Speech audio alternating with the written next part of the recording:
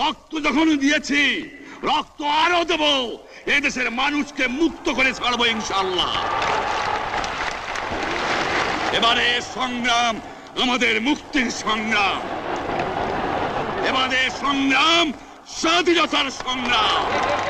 Sheikh Mujibur Rahman, the leader of East Pakistan, declared the region an independent republic, which he said will be called Bangladesh, the land of the Bengalis. It seems to get in the world news only when it sets a record for disaster, as it did last fall with the tidal wave that killed 200,000 people. Now West Pakistan, which also has most of the army, is trying to crush the revolt. There are reports of many casualties in Dhaka and other East Pakistan cities. As far as the people of East Pakistan are concerned, the central issue has never been in doubt. They have been treated, they feel, as though their country were a colony of West Pakistan. But the assembly never met.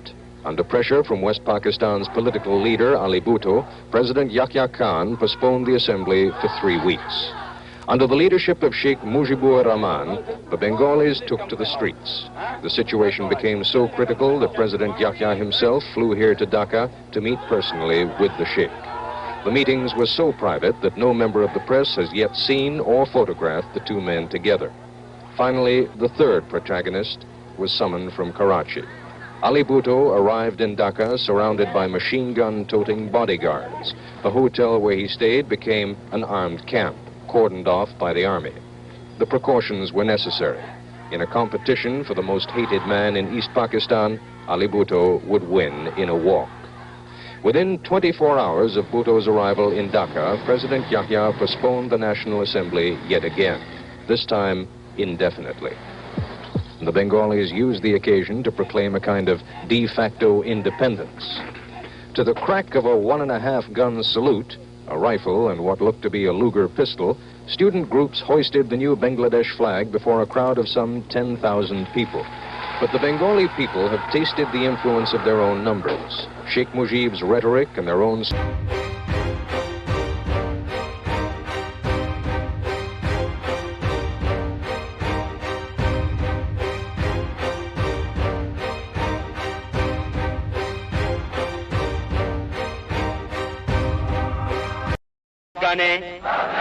সুস্থ শরীরে শপথ করিতেছি যে আমি আমার প্রাণের বিনিময়ে হইল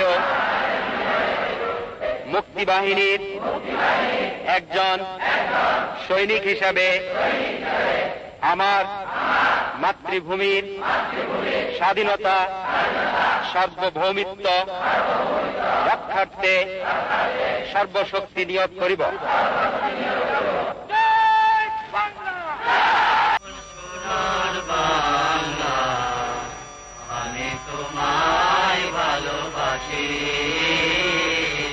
ঘোষণাপত্র মোতাবেক স্বাধীন জনগণতান্ত্রিক বাংলাদেশ সরকারের উপরাষ্ট্রপতির শপথ আমি গ্রহণ করেছি।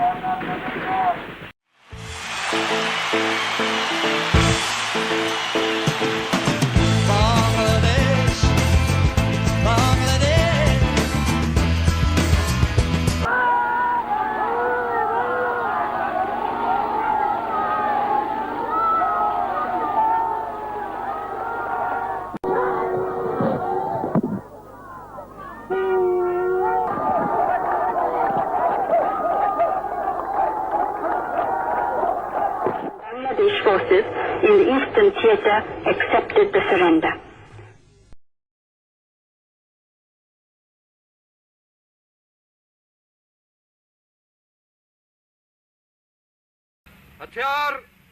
Then, on the command of their own senior officer present, General Mohammad Jamshed, the leaders of Pakistan's defeated army laid their pistols, Sten guns and rifles on the grass in the final token of surrender. I asked the Pakistani Chief of Staff, Brigadier Baghir Siddiqui, what he'd felt.